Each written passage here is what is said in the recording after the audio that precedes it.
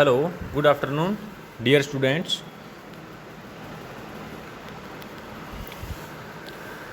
इससे पूर्व हमने आर्थिक भूगोल के बारे में हम पढ़ रहे थे। आर्थिक भूगोल के विषय क्षेत्र के बारे में हम डिस्कस कर रहे थे, तो जिसमें मैंने आपको बताया था कि आर्थिक भूगोल जो है वो अर्थव्यवस्था का जो भूविन्यासिक प्रतिरूप है उसका अध्ययन करता है। और इसके अलावा आर्थिक भूगोल जो भूविन्यासिक प्रतिरूप है उसमें समय के साथ साथ परिवर्तन होता रहता है, इस परिवर्तन का अध्ययन करता है। इसके अलावा इन दो टॉपिक्स के बारे में हमने डिस्कस किया था। अभी हम देखेंगे कि इसके अलावा जो दो टॉपिक्स और बचे हैं वे कौन से हैं जिनके बारे में कि आर्थिक भूगोल जो है वो अध्ययन करता है। तो तीसरा जो टॉपिक्स है उसमें मैंने आपको बताया कि प्रत्येक प्रादेशिक अर्थतंत्र जो है उसका जो भूविन्यासिक प्रतिरूप है उसमें कुछ अंतर्क्रियाएं होती रहती है। कोई भी प्रदेश है वो अपने आप में एकदम विलग तो होता नहीं है, किसी दूसरे प्रदेश से प्रभावित होता है, दूसरे प्रदेश में चल रही क्रियाओं से भी प्रभावित होता है और खुद दूसरे प्रदेश को प्रभावित करता है। तो इस प्रकार इनके मध्य जो अंतर्क्रिया चलती है उसका अध्ययन भी हम आर्थिक भूगोल में करते हैं। जैसे प्रत्येक प्रादेशिक अर्थतंत्र का भूविन्यासिक संगठन प्रतिरूप या कालक्रमिक विकास विशिष्ट होते हुए भी पूर्णतः निरपेक्ष नहीं होता। यह अपने निकटस्थ या दूरस्थ प्रदेश के अर्थतंत्र से न्यूनाधिक रूप में जुड़ी होती है। फलतः लघुतम इकाई का अर्थतंत्र किसी न किसी रूप में संपूर्ण विश्व से जुड़ा होता है। फलतः एक की गतिविधियों का प्रभाव दूसरे क्षेत्रों पर भी पड़ता है। उदाहरण स्वरूप मध्य पूर्व में तेल की कीमत की घटबढ़ संपूर्ण विश्व को न्यूनाधिक प्रभावित करती है। 1973 के बाद ओपेक द्वारा तेल की कीमतों में वृद्धि के कारण संपूर्ण विश्व के उद्योग परिवहन प्रभावित हुए।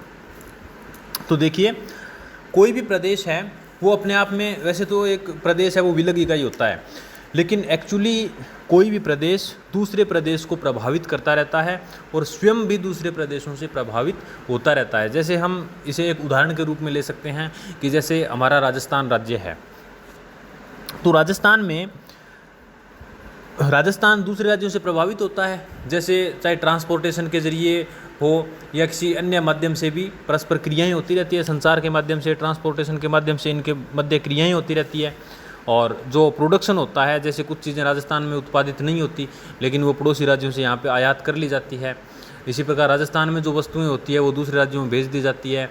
या श्रमिक हैं तो राजस्थान से दूसरे राज्यों में श्रमिक जाते हैं, वहाँ से धन कमाते हैं और उनके अर्थव्यवस्था के विकास में योगदान करते हैं। तो इस प्रकार यानी कोई भी प्रदेश है वो खुद दूसरे प्रदेशों से प्रभावित होता है और दूसरे प्रदेशों को भी न्यूनाधिक मात्रा में जरूर प्रभावित करता है। जैसे इसमें उदाहरण दिया गया है कि 1973 के पश्चात ओपेक एक विश्व के अंतर्राष्ट्रीय जो तेल उत्पादक जो देश हैं, विश्व के प्रमुख तेल उत्पादक देश हैं, उनका एक संगठन है जो कि तेल की कीमतों को नियंत्रित करता है, तेल के बारे में कीमतें निर्धारित करता है या आयात निर्यात के बारे में नियम बनाता है। तो ओपेक के द्वारा तेल की कीमतों में वृद्धि की गई 1973 के पश्चात। परिणाम स्वरूप संपूर्ण विश्व की आर्थिक क्रियाएं, विशेष रूप से परिवहन की क्रिया जो है वो प्रभावित हुई। तो इस प्रकार से यानी कोई भी प्रदेश है वो स्वयं दूसरे से प्रभावित होता है और खुद दूसरे को प्रभावित करता भी है। इसी प्रकार कृत्रिम धागे से वस्त्र बनाने वाले उद्योगों के विकास के फलस्वरूप विश्व के वस्त्र उद्योग का प्रादेशिक स्तर पर वितरण प्रतिरूप बिल्कुल बदल गया। भारत पाक विभाजन के पश्चात भारत में जूट उद्योग का भूविन्यासिक प्रतिरूप पूर्णतः परिवर्तित हो गया। उसी प्रकार विश्व स्तर पर किसी एक वस्तु के उत्पादन में कमी वृद्धि का विश्वव्यापी प्रभाव पड़ता है। इसका प्रमुख कारण है कि विश्व के अनेक प्रादेशिक अर्थतंत्र विलग एवं विशिष्ट होते हुए भी एक वृहद तंत्र में आबद्ध हैं। फलस्वरूप अंतर प्रादेशिक एवं प्रदेशांतरिक अंतर्क्रियाएं अवश्यंभावी है। तो इसके माध्यम से हमारे समझ में आया कि किस प्रकार से विभिन्न प्रदेशों के मध्य पारस्परिक क्रियाएं होती रहती है। इस प्रकार से एक प्रदेश दूसरे प्रदेश को प्रभावित करता है और स्वयं उससे प्रभावित होता है। तो ये इन चीज़ों का अध्ययन हम आर्थिक भूगोल में करते हैं। अब हम चौथा टॉपिक्स जो है वो देखते हैं कि आर्थिक भूगोल में चौथा टॉपिक्स क्या है। तो चौथा जो टॉपिक है उसमें एक्चुअली क्या है कि हम जो आर्थिक क्रियाएं करते हैं उसके परिणाम स्वरूप कुछ पर्यावरण में कुछ परिवर्तन होते हैं। जैसे प्रारंभ में मनुष्य की आर्थिक क्रियाएं बहुत ही सीमित थी, तो उस समय एक फ़ायदा था कि पर्यावरण का बहुत ही कम प्रयोग होता था, जिसकी वजह से पर्यावरण प्रदूषण नाम की चीज़ नहीं थी। लेकिन जैसे जैसे आर्थिक क्रियाएं बढ़ती गई वैसे वैसे पर्यावरण का प्रदूषण जो है उसका स्तर भी बढ़ता गया। लेकिन अब हम आर्थिक क्रियाओं को रोक भी नहीं सकते, लेकिन फिर भी कुछ मैनेजमेंट तो करें हम, ताकि पर्यावरण का बहुत ज़्यादा प्रदूषण न हो पर्यावरण, और हमें हमारे रहने के लिए हमें शुद्ध पर्यावरण उपलब्ध हो सके। इसके लिए हमें इसकी दिशा में प्रयास भी करना पड़ता है। तो यानी जो पर्यावरण के ऊपर जो प्रभाव पड़ रहा है उसका अध्ययन हम चौथे टॉपिक्स के अंतर्गत करेंगे, जो कि आर्थिक भूगोल के विषय क्षेत्र में आता है। तो यदि किसी प्रदेश के अर्थतंत्र पर दृष्टिपात किया जाए तो मालूम होगा कि अर्थतंत्र तथा प्राकृतिक एवं सामाजिक पर्यावरण में घनिष्ठ संबंध है तथा परस्पर अनुक्रियात्मक प्रभाव पड़ता है। एक और अर्थतंत्र की मूल विशेषताएं प्राकृतिक संसाधनों के अनुकूल होती है, तो दूसरी ओर प्रौद्योगिकी विकास के परिणाम स्वरूप अर्थतंत्र में कार्यात्मक गहनता का दबाव पर्यावरण पर पड़ता है। यह दबाव जब अतिशय की सीमा पर पहुंचने लगता है तो पारिस्थितिकी की संतुलन भंग होने की आशंका होती है। दूसरी ओर पर्यावरण के संसाधनों का सम्यक उपयोग के अभाव में दरिद्रता दुष्चक्र के प्रारंभ होने का खतरा होता है। इसके लिए प्रत्येक प्रकार के संसाधन के लिए समुचित प्रौद्योगिकी का सहारा लेना पड़ता है। इस प्रकार संसाधन एवं गुणात्मक जीवन स्तर का सम्यक समीकरण स्थापित करना अपरिहार्य है। अतः अर्थतंत्र के भूविन्यासिक संगठन का इस उद्देश्य की दृष्टि से दीर्घकालीन परिप्रेक्ष्य में समायोजन करना आर्थिक भूगोल में अत्यंत महत्वपूर्ण है।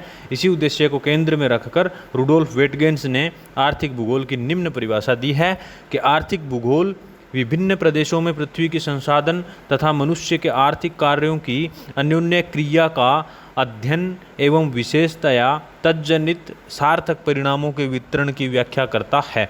रुडोल्फ वेटगेंस। तो यानी अगर हम किसी प्रदेश का विकास नहीं करेंगे जबकि उसमें बहुत सारे प्राकृतिक संसाधन उपलब्ध है, तो क्या होगा, उस प्रदेश में दरिद्रता फैल जाएगी, भूखमरी फैल जाएगी, लोग जो हैं वो अपना बिल्कुल भी विकास नहीं कर पाएंगे, यहाँ तक कि भोजन भी प्राप्त नहीं कर पाएँ, इस तरह की दशा हो जाएगी। और अगर हम अत्यधिक दोहन करेंगे, जैसे कहीं पर वन पाए जा रहे हैं बहुत ज़्यादा, तो उनका हम बिल्कुल भी उपयोग नहीं करेंगे, तो हम वन आधारित जो उद्योग है उनको भी स्थापित नहीं कर पाएंगे। दूसरी ओर कृषि भूमि का विकास भी नहीं कर पाएंगे, हम बिना वनों को काटे कृषि भूमि का विकास भी नहीं कर पाएंगे।